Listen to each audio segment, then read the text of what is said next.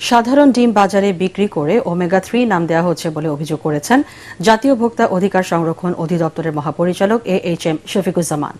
সকালে জাতীয় ভোক্তা অধিকার সংরক্ষণ অধিদপ্তরের প্রধান কার্যালয়ে বাজারে omega-3 folic acid vitamin E সমৃদ্ধ অর্গানিক ডিম বিক্রয় বিষয়ে সুপার শপ, ডিম উৎপাদনকারী প্রতিষ্ঠান ও সংশ্লিষ্ট সংস্থার প্রতিনিধিদের সাথে মতবিনিময় সভায় এই অভিযোগ করেন তিনি।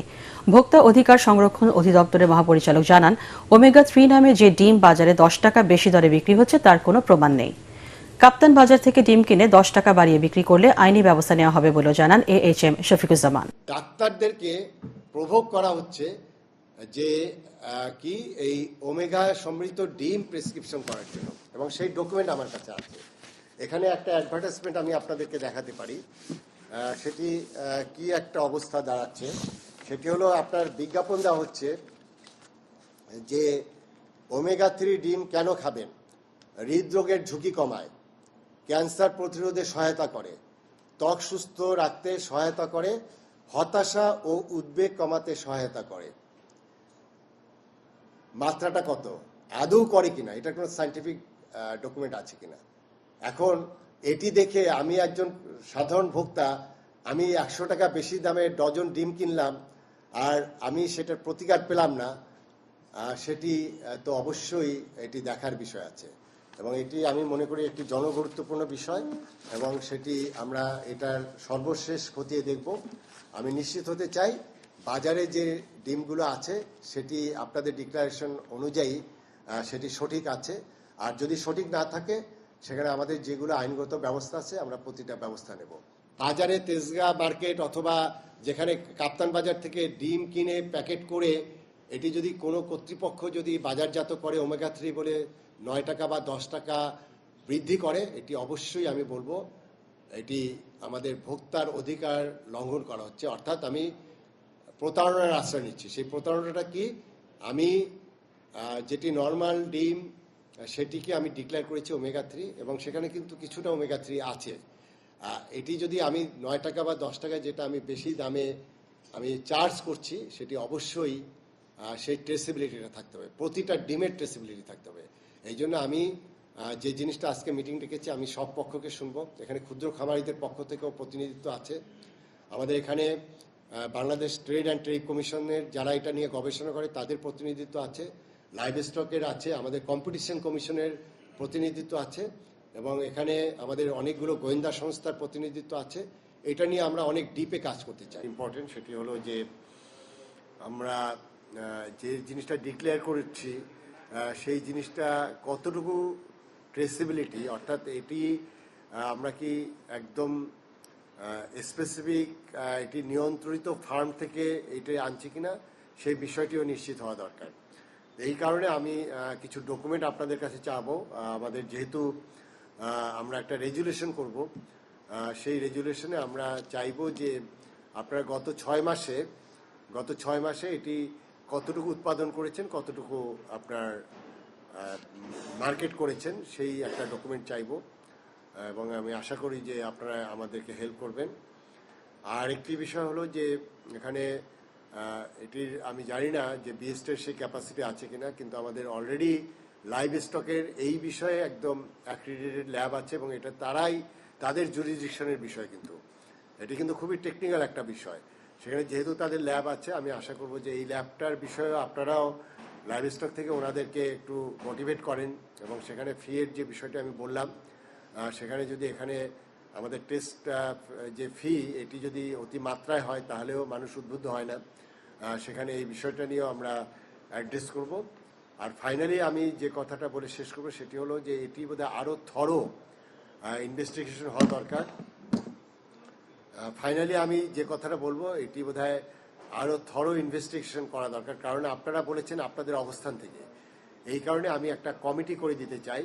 সেই কমিটি আমাদের ডাইরেক্টর এখানে যে আছেন, আমাদের ডাইরেক্টর কার্যক্রম, ওনার নেতৃত্বে, এবং সেই কমিটিতে আমাদের ট্যারিফ কমিশনের প্রতিনিধি থাকবে। আমাদের এটি একটা কম্পিটিশন কমিশনের একটা বিষয় আছে, কারণ এখানে কোনো এন্টি কম্পিটিটিভ কোনো ফ্যাক্টর কাজ করছে কিনা, এই জন্য কম্পিটিশন কমিশনের একজন প্রতিনিধি থাকবে।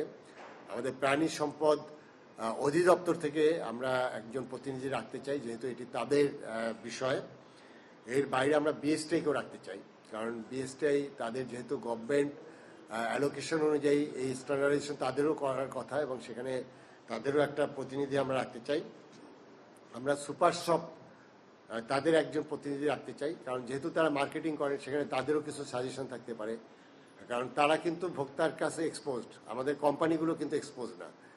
সেখানে সুপার শপের প্রতিনিধি রাখবো। আমাদের ইন্ডাস্ট্রি থেকে আমাদের যেহেতু এখানে আমাদের হাতে গোনা 2-1 জন এটি নিয়ে কাজ করে, তাদের প্রতিনিধি রাখবো। আমরা ক্ষুদ্র খামারিদের একজন প্রতিনিধি রাখতে চাই, কারণ এটি আমরা চাই যে এই ওমেগা-3 বা এটা আরও বেশি মানুষের কাছে চলে যাক।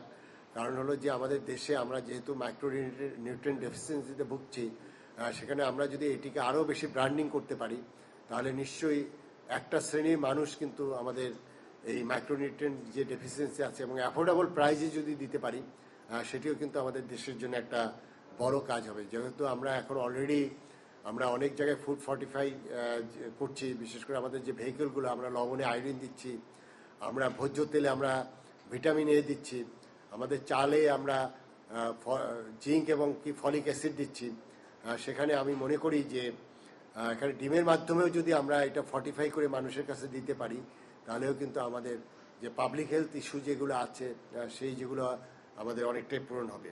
ফার্ম গেটে অবস্থিত একটি সুপার শপ আগোরা, এবং সেখানে আমরা যাওয়ার পর দেখলাম যে সাধারণ যে ডিম আছে সেই ডিম বিক্রি হচ্ছে 13 টাকা প্রতি পিস, এবং তার পাশাপাশি এই অসাধারণ বা বিশেষ ডিম যেগুলো বিভিন্ন নাম দেওয়া হয়েছে, প্যাকেটের গায়ে লেখা আছে ওমেগা-3 সমৃদ্ধ ডিম, ফ্যাটি অ্যাসিড সমৃদ্ধ ডিম, তারপরে লেখা আছে অর্গানিক ডিম, ব্রাউন ডিম, ভিটামিন ই সমৃদ্ধ ডিম, এইরকম নাম দিয়ে প্রতিটা ডিম সাধারণ যে ডিম এর চেয়ে 7 থেকে 10 টাকা করে প্রতিটা ডিমে বেশি করে দামে বিক্রি করা হচ্ছে। তো তাদের কাছে যখন আমরা জিজ্ঞেস করলাম যে এই যে আপনি যে ডিক্লারেশন এখানে দিলেন যে এই ডিমের এই উপাদানগুলো আছে, অর্থাৎ ওমেগা-3 সমৃদ্ধ ডিম, ফলিক অ্যাসিড সমৃদ্ধ ডিম, ফ্যাটি অ্যাসিড সমৃদ্ধ ডিম, ভিটামিন ই সমৃদ্ধ ডিম, ভিটামিন ডি আছে এইরকম সমৃদ্ধ ডিম, এগুলো সবপক্ষে কোনো ডকুমেন্ট আপনার কাছে আছে কিনা। ওনারা স্পষ্ট জানিয়ে দিলেন যে ডিস্ট্রিবিউটর যারা তাদেরকে ডিস্ট্রিবিউট করেন এই ডিমগুলো, এই সরল বিশ্বাসে তারা এই ডিমগুলো ক্রয় করে থাকেন।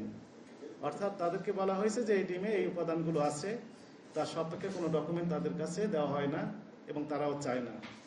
ভোক্তারাও সরল বিশ্বাসে এই সুপার শপগুলো থেকে এই ডিমগুলো ক্রয় করে থাকেন। সেম থিং ঘটলো, সেটি কোথায়? ধানমন্ডি 87 অবস্থিত স্বপ্ন সুপার শপ, এবং সেখানে মিনা বাজার রয়েছে, সেখানেও আমরা গেলাম তদন্ত করার জন্য। তারা একই রকমের বক্তব্য দিয়েছেন, অর্থাৎ তাদের কাছেও এই সকল ডিম বিক্রি করলেও তাদের কাছে কোনো রকমের এই ডিমগুলোর সপক্ষে কোনো রকমের ডকুমেন্ট নেই।